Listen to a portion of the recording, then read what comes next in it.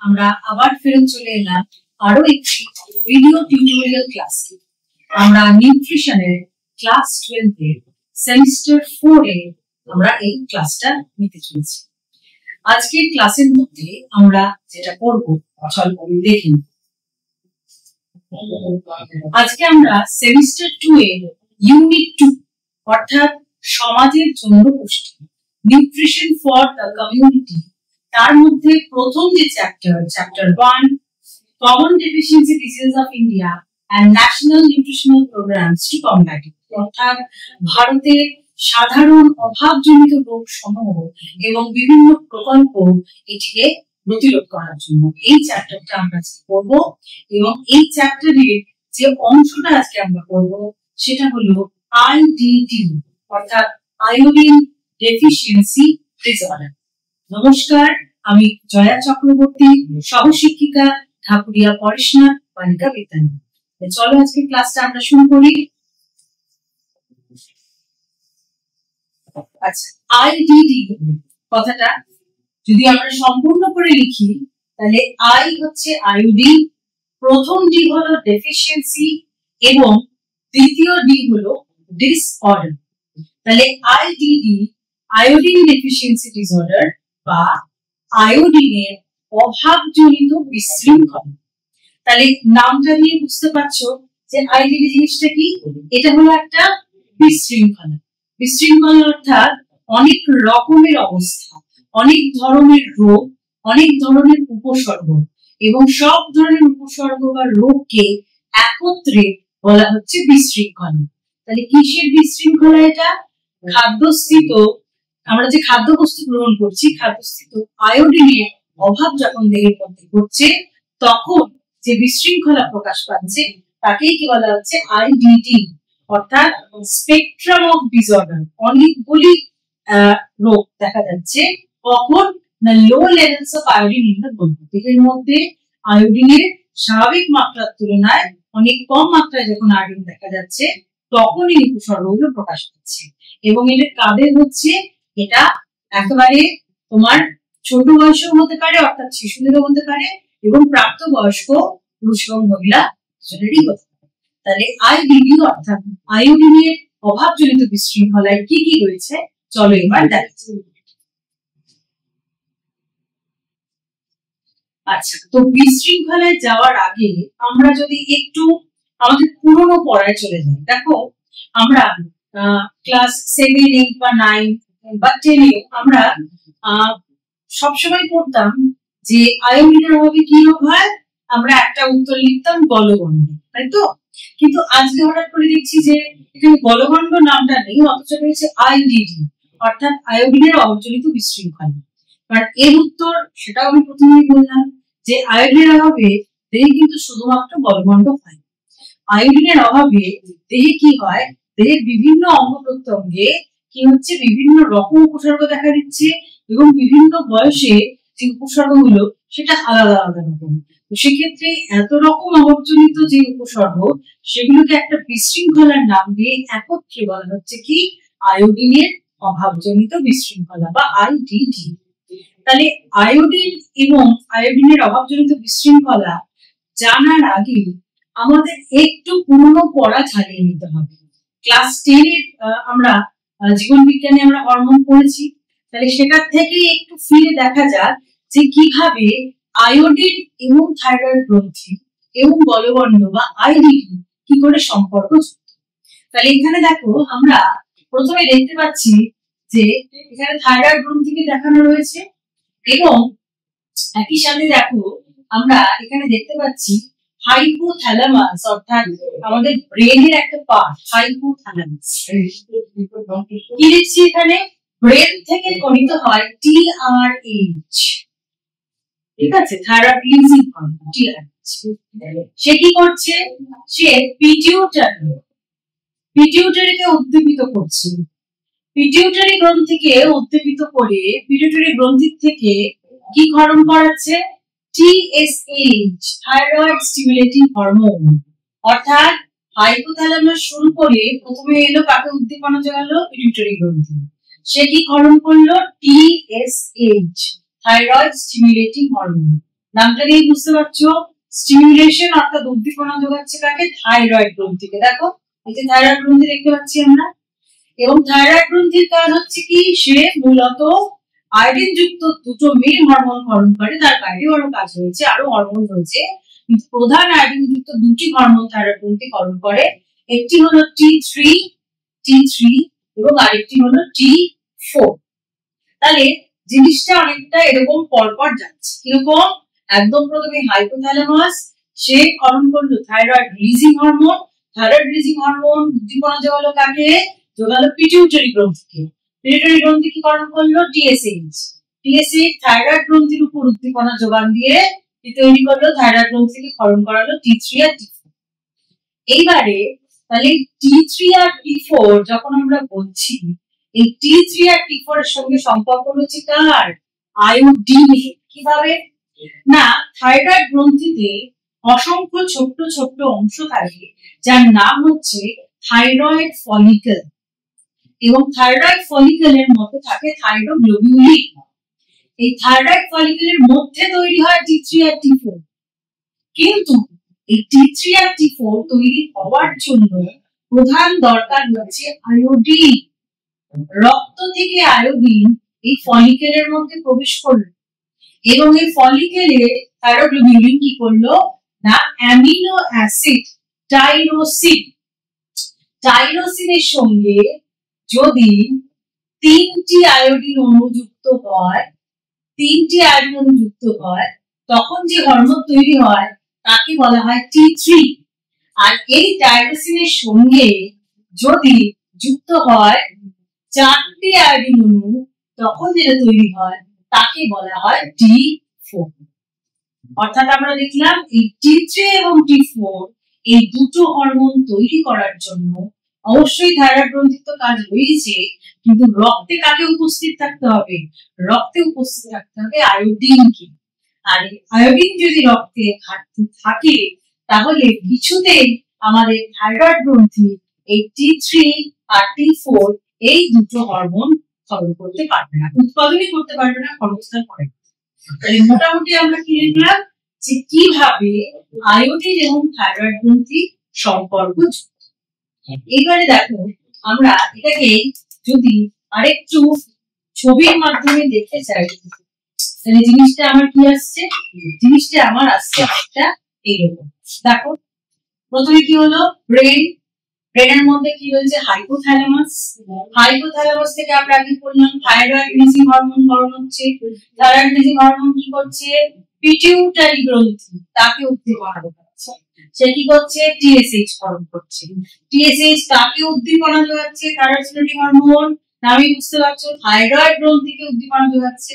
তবে গিয়ে থাইরয়েড গ্রন্থির থাইরোগ্লোবিউলিন থাকা টাইরোসিন অ্যামিনো অ্যাসিড, সে কি করলো? এই অ্যামিনো অ্যাসিডের সঙ্গে থাইরয়েড গ্রন্থি করলো রক্তে থাকা আয়োডিনটাকে সংযুক্ত করে দুটো হরমোন তৈরি করলো।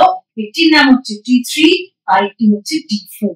তাহলে এইভাবে আমরা দেখলাম যে একটা পরপর চক্রাকার পদ্ধতিতে ঘটনাটা ঘটে, একটা লুপ, ফিডব্যাক লুপ। এবার যদি উল্টো দিকটা আমি দেখি, মনে করলাম রক্তে আয়োডিন নেই বা পরিমাণে খুব কম, তখন খুব স্বাভাবিক কি হবে না, থাইরয়েড গ্রন্থি T3 T4 তৈরি করতে পারবে না। T3 T4 রক্তে কম, উল্টে পিটুইটারি গ্রন্থি কি করবে? অতিরিক্ত মাত্রায় আরো টিএসএইচ ক্ষরণ করবে, যাতে সেটা কি করতে পারে? থাইরয়েড গ্রন্থিকে উদ্দীপনা যোগাতে পারে যে তুমি T3 T4 তৈরি করো। অথচ রক্তে আয়োডিন নেই, তখন কি হবে? থাইরয়েড গ্রন্থি বেকার একটা খাটনি খাটবে, কিন্তু তাতে কিন্তু আদৌ T3 T4 তৈরি করতে পারবে না। উল্টে কি হবে? গ্রন্থিটা ফুলে যাবে। এটাকেই কিন্তু আমরা ছোটবেলায় কি হিসেবে পড়েছিলাম? আমরা পড়েছিলাম আয়োডিন ডেফিসিয়েন্সি, তার ফলে কি হয়? গয়টার। আয়োডিনের অভাবে কি হয়? আমরা পড়েছিলাম গয়টার, কলবর্ণ। গলার এখানটা ফুলে গেছে কিনা? থাইরয়েড গ্রন্থি ফুলে গেছে। ফুলে গেছে এই কারণে ফুলে গেছে যে থাইরয়েড গ্রন্থি অত্যাধিক কাজ করছে টিএসএইচ এর উদ্দীপনা পেয়ে, কিন্তু রক্তে তো আয়োডিন নেই, কিন্তু অত্যাধিক কাজ করার ফলে কি হচ্ছে? T3 T4 তৈরি হচ্ছে না। তাহলে যত T3 T4 রক্তে কমাবে, তত টিএসএইচ বেশি করে উদ্দীপনা দেবে থাইরয়েড গ্রন্থিকে যে তুমি আরো কাজ করো, আরো তৈরি করো। বুঝে গেল জিনিসটা? কিন্তু তাকে কাজ করে তৈরি করতে গেলে রক্তে কি দরকার? রক্তে দরকার আয়োডিন। এবার দেখো আমরা চলে যাচ্ছি আমাদের পরবর্তী স্লাইডে। তাহলে রক্তে কেন আয়োডিনের ঘাটতি হয়, অর্থাৎ what are the reasons causes of iodine deficiency. একদম প্রথমে যেটা আসছে যে খাবারের মধ্যে যে আয়োডিন যুক্ত খাবার আমরা যেগুলো খাই সেইটা যদি পরিমাণে কম খাই, low intake of iodine containing foods. আরেকটা কারণ হচ্ছে কি না, যে লবণটা আমরা খাদ্যে ব্যবহার করছি সেই লবণে আয়োডিনের মাত্রা কম। আমরা জানি যে আমাদের খাদ্যের মধ্যে খাদ্যের উৎস হিসেবে কিন্তু খাদ্য লবণ খুব ভালো একটা উৎকৃষ্ট উৎস আয়োডিনের। তো সেক্ষেত্রে শুধু খাদ্যেই যে আয়োডিনের ঘাটতি থাকলে আমার আয়োডিনের ঘাটতি হবে তা নয়, লবণ যেটা দেওয়া হচ্ছে খাদ্যের মধ্যে তার মধ্যে যদি আয়োডিন না থাকে তাহলে ওরাল কিন্তু আমার রক্তে আয়োডিনের ঘাটতি তৈরি হবে। আর কি না, পাহাড়ি এলাকায় বা এমন এলাকা যেখানে অতিমাত্রায় বৃষ্টি হচ্ছে সেখানে কি হয় না, মাটির মধ্যে যে আয়োডিন রয়েছে ধুয়ে অনেক সময় বেরিয়ে যায়, ফলে সেখানে যে শাকসবজি ফল তৈরি হচ্ছে তার মধ্যেও আয়োডিনের পরিমাণটা অনেক কমে যায়। তাহলে আমরা কি দেখলাম না, crops which are grown in washed soil they have low iodine content, এবং যার ফলে সেটা গ্রহণ করলে কি হবে, রক্তেও আয়োডিনের মাত্রা কিন্তু খুব বেশি বাড়বে না। আর কি আরেকটা নাম আমরা পড়বো এখানে, goitrogen found in food hinder uptake and functioning of thyroid. আমরা যে আগের স্লাইডগুলোতে বললাম যে রক্তে থাকা আয়োডিনটাকে থাইরয়েড গ্রন্থি গ্রহণ করছে, থাইরয়েড গ্লোবিন নিচ্ছে, দিয়ে টাইরোসিন অ্যামিনো অ্যাসিডের সঙ্গে আয়োডিনকে যুক্ত করে T3 আর T4 তৈরি হচ্ছে। কিন্তু এই যে আয়োডিনকে নেবে রক্ত থেকে, যে আপটেক করবে রক্ত থেকে যে আয়োডিনকে নেবে থাইরয়েড গ্রন্থি, সেই নেওয়ার কাজটাই মানে কাজের ব্যাঘাত ঘটায় একটা বিশেষ কিছু যৌগ, যাদেরকে একটা নামে বলা হয়, কি নাম বলা হয়, গোইট্রোজেন। তাহলে অত্যাধিক মাত্রায় যদি গোইট্রোজেন গ্রহণ করা হয় তারাও কিন্তু এই থাইরয়েড গ্রন্থির দ্বারা আয়োডিনের গ্রহণ বাধাপ্রাপ্ত হয় তাদের জন্য। তাহলে সেক্ষেত্রে কিন্তু কি হয়, আয়োডিনের অভাব আমাদের দেহের মধ্যে তৈরি হয়। তাহলে মোটামুটি ভাবে কম মাত্রায় আয়োডিন গ্রহণ বা অতিরিক্ত মাত্রায় সবজি খাওয়া যার মধ্যে আয়োডিন কম রয়েছে, যখন চাহিদা বেড়ে যাচ্ছে গরম অবস্থায় পুষ্টি অবস্থায় তখন যদি কম গ্রহণ হয় তখনও কিন্তু অভাব তৈরি হয়। ঠিক আছে। আর ওভারঅল অন্যান্য থাইরয়েডের যদি কোনো রোগ তাহলে সেক্ষেত্রে থাইরয়েডও সঠিক পরিমাণে কাজ করতে পারবে না গ্রন্থিটি, আর সঠিকভাবে কাজ না করা মানে সঠিক মাত্রায় তৈরি না হওয়া, সেটার কারণ কি হয় না, আয়োডিনের ঘাটতি। এছাড়া কিছু এমন ওষুধ আছে যেগুলো কিন্তু অনেক ক্ষেত্রে থাইরয়েড গ্রন্থির থেকে T3 আর T4 হরমোন ক্ষরণে কিন্তু বাধা প্রদান করে। সেই ধরনের ওষুধ সেবনও কিন্তু অনেক ক্ষেত্রে দেহের মধ্যে আয়োডিন দেখা দিচ্ছে। আচ্ছা, তাহলে এবার আমি চলে যাচ্ছি ফলাফল কি, যেটা আমরা বলছি স্পেকট্রাম অফ আইডিডি, অর্থাৎ বিভিন্ন বয়সে বিভিন্ন রকমের উপসর্গ কিন্তু দেখা যায় দেহে। কারণ কিন্তু একটাই, আয়োডিনের ঘাটতি, কিন্তু তার বিভিন্ন রকম প্রকাশ। কিরকম, যদি মাতৃ জরায়ুতে থাকাকালীন মায়ের আয়োডিনের ঘাটতি হয় তাহলে ভ্রূণের মধ্যে নানা রকম পরিবর্তন হয়, যেমন মনে করো মায়ের অ্যাবর্শন হতে পারে বা মৃত সন্তান প্রসব হতে পারে, স্টিল বার্থ যেটাকে বলে থাকি আমরা, কনজেনিটাল অ্যানোমালি অর্থাৎ কোনো ত্রুটি নিয়ে সে জন্মালো শিশু। এছাড়া শিশুর মৃত্যুর হার বেড়ে যেতে পারে জন্মানোর পরে বা মাতৃজরায়ুতে থাকাকালীন মর্টালিটি হাই হতে পারে, এবং সবথেকে ইম্পর্টেন্ট যেটা সেটা হচ্ছে শিশুর মানসিক বিকাশ কিন্তু থেমে যায়, তার মানসিক বিকাশ হয় না। মেন্টাল ডেভেলপমেন্ট, ব্রেন ডেভেলপমেন্ট, মস্তিষ্কের যে বিকাশ তার জন্য কিন্তু আয়োডিন বহুল অংশে দায়ী। আয়োডিন মেন একটা কম্পোনেন্ট যা ব্রেন ডেভেলপমেন্ট করে, কিন্তু সেইটার যদি ঘাটতি থাকে যখন সে মাতৃজরায়ুর মধ্যে রয়েছে, অর্থাৎ ভ্রূণ অবস্থায় বা শিশু অবস্থায় মাতৃজরায়ুর মধ্যে, তখন কিন্তু তার মস্তিষ্কের বিকাশ একেবারেই হয় না, তার মানসিক একটা স্থূলতা তৈরি হয়। চলে যাচ্ছি নিয়মের, অর্থাৎ জন্মানোর পরেই তার গলগণ্ড দেখা দিতে পারে, হাইপোথাইরয়েডিজম দেখা দিতে পারে, তার বিভিন্ন রকম মেন্টাল রিটার্ডেশন অর্থাৎ মানসিক যে স্থবিরতা সেইটা কিন্তু তার দেখা দিতে পারে, মানসিক বিকাশ কষ্ট হয়। তাহলে ভ্রূণ অবস্থায় থাকলেও হবে, জন্মানোর পরেও কিন্তু প্রায় একই রকম উপসর্গ দেখতে পাচ্ছি। এবার চলে আসছি আরেকটু সে যখন বড় অ্যাডোলেসেন্ট বা চাইল্ড, তখন কি হচ্ছে, অবশ্যই গলগণ্ড, হাইপোথাইরয়েডিজম এগুলো তো রয়েছে, তার বৃদ্ধি স্থিমিত থাকে। একটা বাচ্চা সে তো আস্তে আস্তে তার তো বাড়ন্ত বয়স, সে তার তো বৃদ্ধি হবে, তার তো শারীরিক বৃদ্ধি ঘটবে, মানসিক বৃদ্ধি ঘটবে। তার তো মানসিক বৃদ্ধি অলরেডি সীমিত থেকে গেছে যখন সে মাতৃজরায়ুতে ছিল, এবং জন্মানোর পর তার যে বয়সে তখন যে হাইটে পৌঁছানোর কথা, যে ওয়েটে পৌঁছানোর কথা, সেটা কিন্তু তার হয় না। অর্থাৎ একটা বামনত্ব কিন্তু দেখা যায় শিশুদের ক্ষেত্রে, রিটার্ডেড ফিজিক্যাল ডেভেলপমেন্ট। আর কি কি, এবার চলে আসছি আমরা প্রাপ্তবয়স্কদের ক্ষেত্রে। তাদের ক্ষেত্রে খাদ্যের মধ্যে আয়োডিন ডেফিসিয়েন্সির জন্য যেটা হয় সেটা হচ্ছে অবশ্যই গয়টার গলগণ্ডিত হয়, হাইপোথাইরয়েডিজম হয়, এবং পার্টিকুলারলি মহিলারা যারা, তাদের ক্ষেত্রে কিন্তু এখানে অবশ্যই বলতেই হবে যে তাদের কিন্তু গর্ভধারণ করার ক্ষমতাটা কমে যায়। হ্যাঁ, ফার্টিলিটি রেট অনেকটা কমে যায়। তাহলে আমরা কি দেখলাম? আমরা দেখলাম ভ্রূণ অবস্থায়, জন্মানোর পর একদম শিশু অবস্থায়, নিওনেট স্টেজ, ফিটাস স্টেজ, তারপর হচ্ছে বালক বালিকা এবং বয়সন্ধিকালে চাইল্ড এবং অ্যাডোলেসেন্ট স্টেজ, এবং একই সাথে অ্যাডাল্ট স্টেজ। প্রত্যেকটা স্টেজে কিন্তু কোনো না কোনো রকম ভাবে আয়োডিনের অভাব নানা ধরনের উপসর্গ হিসেবে প্রকাশ পাচ্ছে। এবং এই সমস্ত উপসর্গগুলোকে, তার মধ্যে কিন্তু আমরা শুধু ওই গলগণ্ড দেখলাম না, যেটা আমরা ছোট থেকে পড়ে এসেছি যে আয়োডিনের অভাব হলে কি হয়, গলগণ্ড হয়। সেটা ছাড়াও কিন্তু আমরা আরো অনেক কিছু দেখলাম। এই সমস্ত উপসর্গকে একসাথে কি বলা হয়? আয়োডিনের অভাবজনিত বিশৃঙ্খলা, অর্থাৎ স্পেকট্রাম অফ আইডিডি। তাহলে মোটামুটি ভাবে আমরা আইডিডিতে কি কি হয় সেটা আমরা দেখলাম। এবার আমরা একটু বিস্তারিত ভাবে আলোচনা করব। একদম প্রথমেই যে শব্দটা আমরা আগেও পড়লাম, আমরা কি করলাম? হাইপোথাইরয়েডিজম। তাহলে হাইপো মানে তো আমরা অলরেডি আগে জেনে নিয়েছি, হাইপো মানে অল্প, থাইরয়েডিজম মানে থাইরয়েড গ্রন্থির স্বল্প সক্রিয়তা। থাইরয়েড গ্রন্থি সক্রিয় হয়ে যে কাজগুলো করতো সেই সক্রিয়তা নেই। কেন না? রক্তে আয়োডিনের অভাব। তার জন্য যে রোগটা হচ্ছে তাকে বলে হাইপোথাইরয়েডিজম।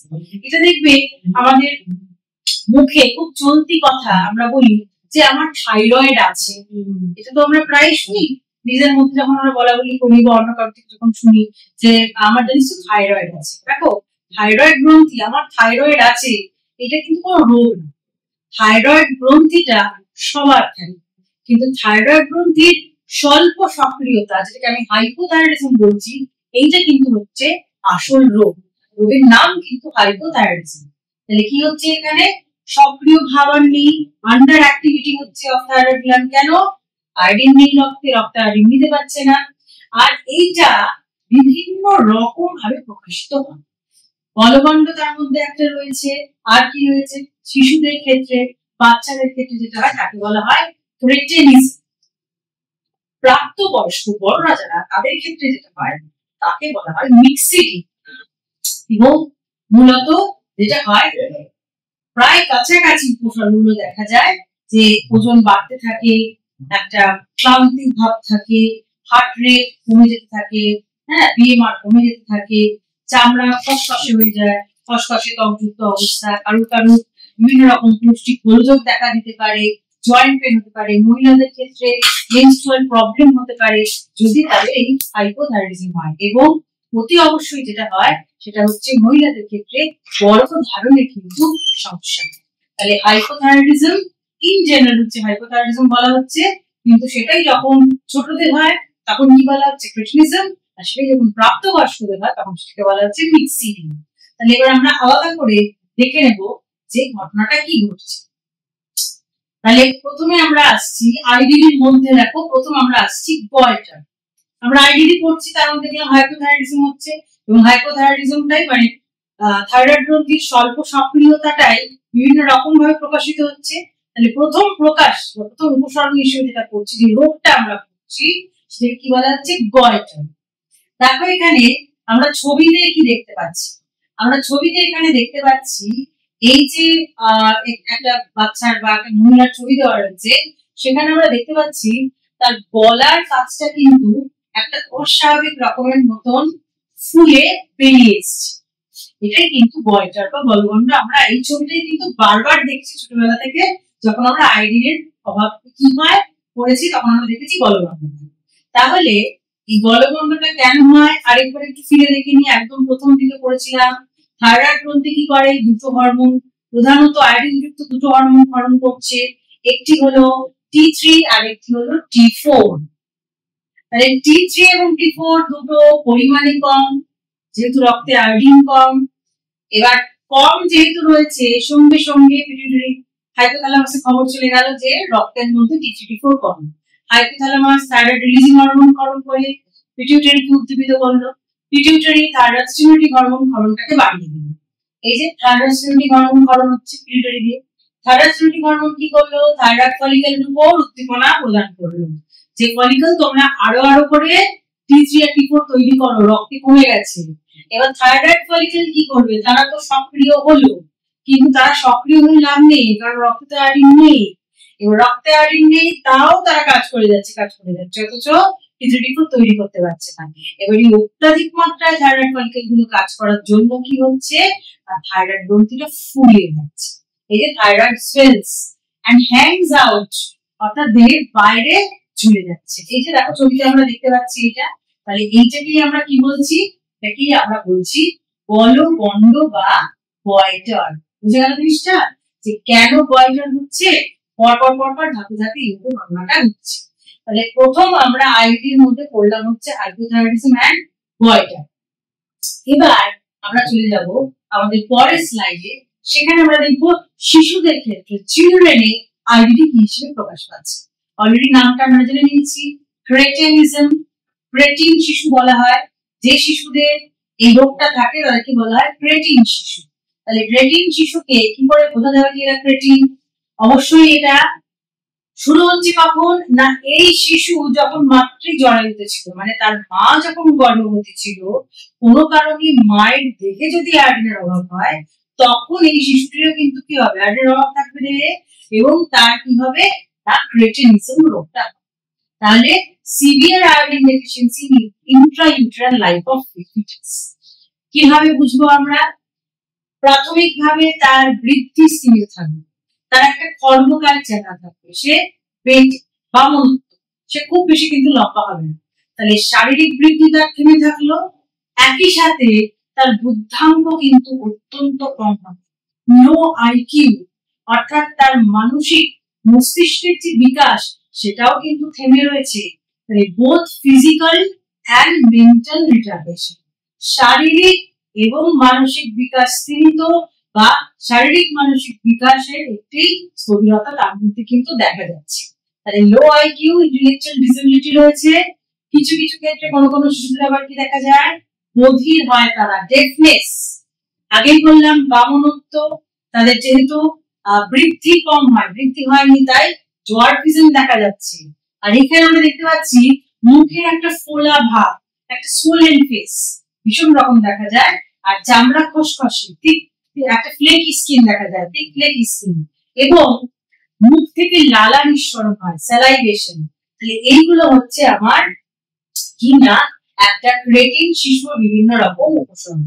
তার মানসিক শারীরিক একটা প্রতিবন্ধকতা দেখা যায়, বিকাশ ঘটেনি, বুদ্ধাঙ্ক কম, সে বধির, তার মুখ দিয়ে লালা নিঃসরণ হচ্ছে, মুখটা ফোলা, তার দেহের চামড়া খসখসে, এবং তার কিন্তু শারীরিক বৃদ্ধিও ব্যাহত হচ্ছে, সে একটা বেটে আকৃতি, খর্বকায় আকৃতির একটা মানুষ তৈরি করছে।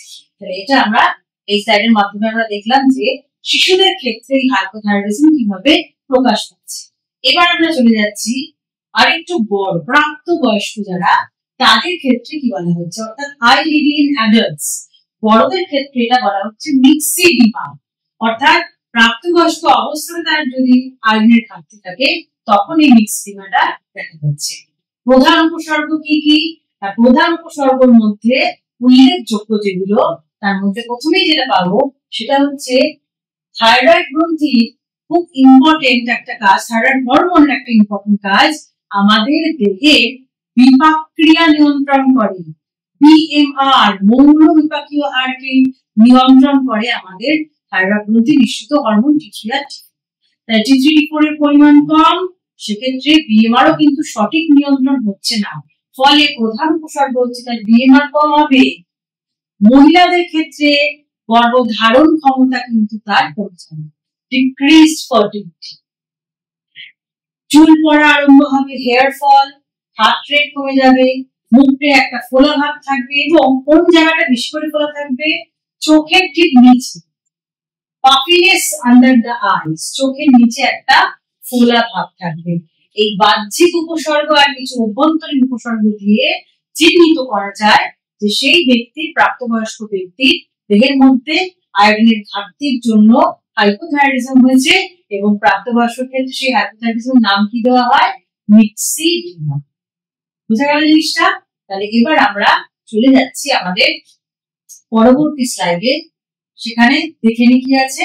আমরা শুরুতে পড়েছিলাম যে খাদ্যের মধ্যে যদি গয়ট্রোজেন নামক বস্তুটি থাকে তাহলে কিন্তু থাইরয়েড গ্রন্থি সঠিকভাবে আয়োডিন সেই খাদ্য গ্রহণ করতে পারে।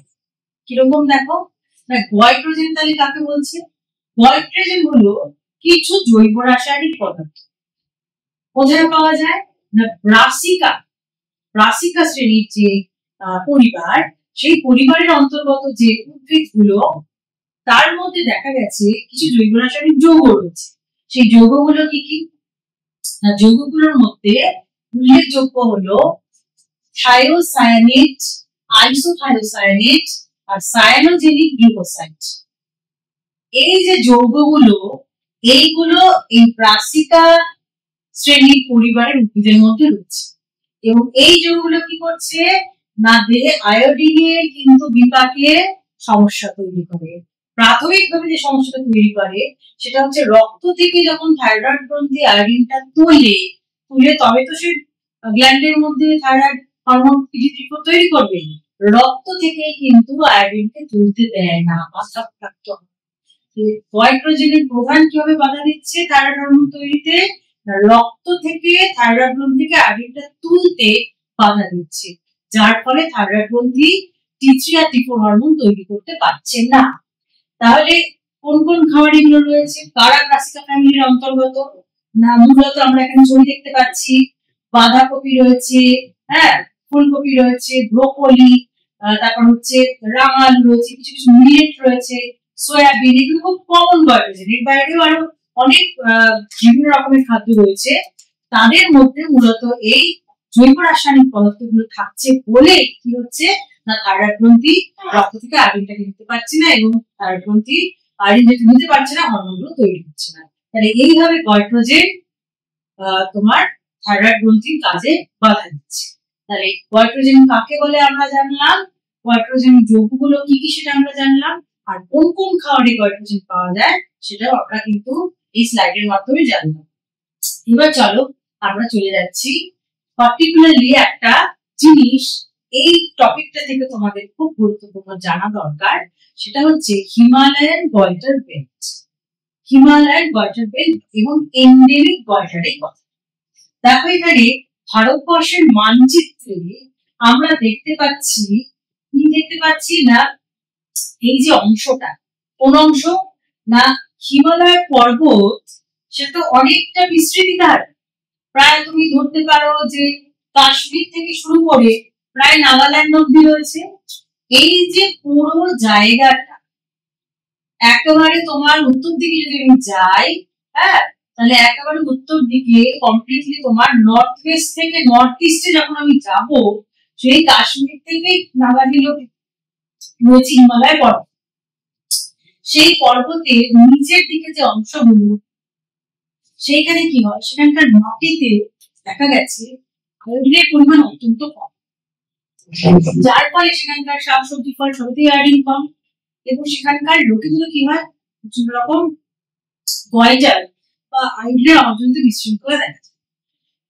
সেজন্য এই যে এলাকা, এটাকে বলা হয় হিমালয়ান গয়টার বেল্ট। খুব খুব ইম্পর্টেন্ট হিমালয়ান গয়টার বেল্ট।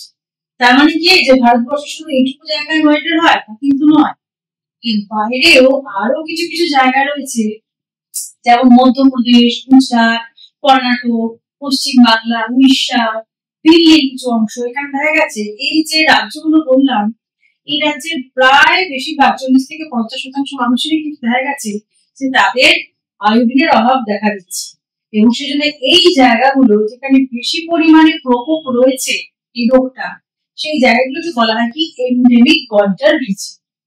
খুব ইম্পর্টেন্ট। আমি যদি ভৌগোলিক বিস্তৃতি দেখি আয়োডিনের অভাবজনিত বিশৃঙ্খলার, তাহলে এই অঞ্চল এবং এই রাজ্যগুলো, এই অঞ্চলটাকে কি বলা হচ্ছে হিমালয়ান গয়টার বেল্ট এবং এই রাজ্যগুলোকে বলা হচ্ছে এন্ডেমিক গয়টার রিজন। খুব ইম্পর্টেন্ট এই অংশটা, ভৌগোলিক অবস্থান অনুযায়ী আমরা কোথায় কোথায় দেখতে পাই গলগণ্ডটা হয়। এবার আমরা জানবো যে ভারত সরকার কি পদক্ষেপ নিয়েছে এই আইডিডির প্রভাব কমানো। দেখো আমরা এখানে নামটা করলাম NIDDC, অর্থাৎ national iodine deficiency disorder control programme. এই যে প্রকল্পটি, এই প্রোগ্রামটা শুরু থেকে ভারত সরকার 1962 সালে প্রথম চালু করেছে, এবং তখন কিন্তু এই নাম ছিল, তখন নাম ছিল NGCP, অর্থাৎ ন্যাশনাল গয়টার কন্ট্রোল প্রোগ্রাম। কেননা তখন শুধুমাত্র গয়টারকে চিহ্নিতকরণ করা হয়েছে। পরবর্তীকালে যখন আমরা সবাই জানছি যে শুধু যে গয়টার হচ্ছে তা তো না, আরো অনেক ধরনের উপসর্গ রয়েছে, যেটাকে আমরা বলছি অত্যন্ত বিশৃঙ্খলা। তাই এই সমস্ত বিশৃঙ্খলার প্রতিরোধেই তো এই কর্মসূচি। সেজন্য গয়টার নামের বদলে পরবর্তীকালে 1992 সালে কি করা হলো, তখন গয়টার কন্ট্রোল প্রোগ্রামটাকে নামটাকে পাল্টে নতুন নাম দেওয়া হলো NIDDC, অর্থাৎ national iodine deficiency disorder control programme. আচ্ছা, এবার তাহলে কেন এই নামটা দেওয়া হলো সেটা আমরা বুঝতে পারলাম, যে শুধুমাত্র আয়োডিনের অভাবে গলগণ্ড যে হচ্ছে তা নয়, আরো অনেকগুলো হচ্ছে, সবকিছুর প্রভাব কমাতেই এই প্রকল্প, সেজন্য নামটা কি NIDDC। তাহলে এবার আমরা দেখে নেবো এই NIDDCP তার লোগোটা কি। তার লোগো হচ্ছে আয়োডিন যুক্ত নুন, এই লোগোটা কিন্তু থাকে এই প্রোগ্রাম। তাহলে প্রোগ্রামে কি করা হয় চলো দেখে নিই। তাহলে এই যে প্রোগ্রামটা, এই প্রোগ্রামটা ভারত সরকার মূলত নিয়েছে আয়োডিন ডেফিসিয়েন্সি ডিসঅর্ডার বা আয়োডিনের অভাবজনিত বিশৃঙ্খলার প্রকোপটাকে কমানোর জন্য। আর কি না, যাতে জনগণের মধ্যে আয়োডিন যুক্ত লবণ গ্রহণ করার প্রবণতা আরো বাড়ানো যায়, to increase the promotion and consumption of iodine containing food, particularly salt। তাহলে কি উদ্দেশ্য কি? প্রাথমিক উদ্দেশ্য হচ্ছে এই যে অভাবজনিত বিশৃঙ্খলা, এটার বিস্তৃতি কতটা সেটাকে জানা, to determine the prevalence of iodine।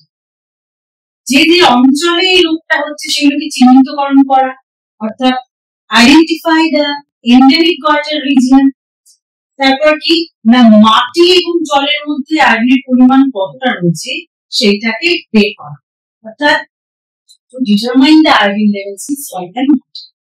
আর কি না, এই যে আয়োডিন যুক্ত লবণ জনগণকে দেওয়া হচ্ছে তার ফলাফল কি সেটাকে জানতে হবে। তাহলে to monitor and evaluate the effects of iodized salt। Overall যদি জনগণ নাই জানে যে আয়োডিন যুক্ত লবণ খেতে হবে, তাহলে তো এই প্রোগ্রামের কোনো মানে হবে। সেজন্য এই প্রোগ্রামের আরেকটা মূল উদ্দেশ্য হলো জনগণের মধ্যে সচেতনতা বাড়ানো। কি বিষয়ে সচেতনতা বাড়ানো? না, আয়োডিনের উপকারিতা এবং আয়োডিন যুক্ত লবণ গ্রহণের। আর only iodized salt should be allowed for sale। এই প্রকল্পের মধ্যে আরো একটা খুব ব্যাপার জোরালো ভাবে এসছে, এবং সেটা প্রিভেনশন অফ ফুড অ্যাডাল্টারেশন অ্যাক্টের অধীনে কি এসছে, তা বাজারে খোলা নুন বিক্রি হওয়া একেবারে বন্ধ, আইনত হবে, সেটা স্বীকৃত নয়, সেটা বন্ধ। কেন না, সেই নুনের মধ্যে তার বিক্রি যদি বন্ধ হয়ে যায় তাহলে জনগণ সেই ধরনের নুন খাবে না। কি ধরনের নুন খাবে জনগণ? আয়োডিন যুক্ত লবণ। এই যে এটা হচ্ছে লোগো, আয়োডিন যুক্ত লবণের লোগো হচ্ছে যেটা আমরা এখানে দেখতে পাচ্ছি, যে একটা ছোট বাচ্চার ছবি এবং সূর্যের যেরকম কিরণ এরকম একটা রে দেওয়া, এই লোগোটা আয়োডিন যুক্ত লবণের লোগো। NIDDC-তে এই লোগোটা ইউজ। তো দৈনিক 100 থেকে 150 মাইক্রোগ্রাম করে আয়োডিন আমাদের দেহের জন্য পর্যাপ্ত মাত্রায় প্রয়োজন, যাতে আমাদের আয়োডিন রোগটা না হয়। তাহলে মোটামুটি এই প্রকল্পের উদ্দেশ্য আমরা দেখলাম। এবার আমরা চলে যাচ্ছি আমাদের পরবর্তী স্লাইডে। সেখানে দেখো কি কি ফেজে এটা করা হয়, কি কি দশায় বা স্টেপে এটাকে করা হয়, কি কি রয়েছে প্রধান কাজ। প্রাথমিকভাবে আয়োডিন যুক্ত লবণ সেটাকে ডিস্ট্রিবিউট করা হয় এই প্রকল্পের আন্ডারে, এবং যেখানে লবণ না পাওয়া যায় সেখানে অনেক ক্ষেত্রে আয়োডিন যুক্ত তেলও কিন্তু অল্টারনেটিভ হিসেবে ব্যবহার করা হয়।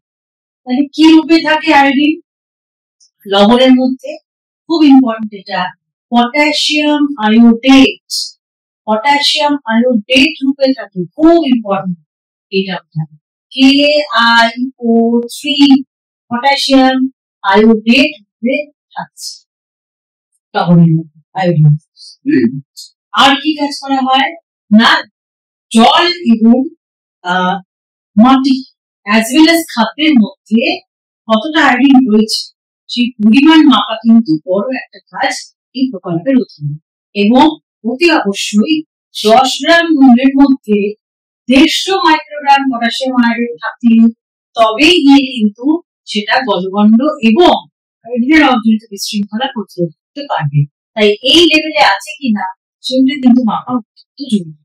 এবং আগেও যেটা বললাম যে উদ্দেশ্য এই প্রকল্পটা করা মাস কমিউনিকেশন, অর্থাৎ জনগণের মধ্যে ছড়ানো যে এইটা গ্রহণ করা উচিত, consumption of fortified salt, iodine যুক্ত লবণ যে গ্রহণ করা উচিত তার যে উপকারিতা, এই ব্যাপারটা জনগণের মধ্যে সচেতন করে দেবে। আর কি না, মাস এডুকেশন এন্ড ট্রেনিং, যে স্বাস্থ্যকর্মীরা কাজ করবে, যারা বোঝাবে, তাদেরকে ট্রেনিং দেওয়া, তাদের পর্যাপ্ত প্রশিক্ষণ তারা যদি না পায় তারা তো কাজটা করতে পারবে না। তাহলে এইগুলো প্রথমটা হচ্ছে গিয়ে লবণ ডিস্ট্রিবিউশন করা, সেকেন্ড হচ্ছে কি জল, মাটি এবং খাদ্যের মধ্যে আয়োডিন কত পরিমাণে আছে সেটা জানা, 3 নম্বর হচ্ছে সচেতনতা বৃদ্ধি করা এবং 4 নম্বর হচ্ছে প্রশিক্ষণ করা। এই ধাপে কিন্তু এই NIDCP এই প্রোগ্রামটা করা হয়। আবার দেখো এখানে আয়োডিন গ্যারান্টি লোগো এখানে দেখিয়ে দেওয়া রয়েছে। নুনের প্যাকেটে যদি এই লোগো না থাকে তাহলে কিন্তু সেটা আয়োডিন যুক্ত লোগো নয়। এটা ভারত সরকার থেকে বলে দেওয়া হয়েছে এবং আইনত কিন্তু দণ্ডনীয় অপরাধ prevention of food adulteration act এর আন্ডারে কিন্তু, এবং নতুন FCI এর আন্ডারে এটা কিন্তু দণ্ডনীয় অপরাধ। তাহলে মোটামুটি ভাবে আমরা জানলাম যে NIDCP কার্যক্রমটা কিভাবে চলছে। আমরা গলগণ্ড এবং আয়োডিনের অবজনিত বিশৃঙ্খলা এই রোগটা আমরা বললাম এবং তার যে কর্মসূচি ভারত সরকার নিচ্ছে সেটাও আমরা আলোচনা করলাম। এইবারে আমরা চলে যাচ্ছি পাঠটা থেকে কি কি ধরনের শর্ট কোশ্চেন এবং লং কোশ্চেন আসে।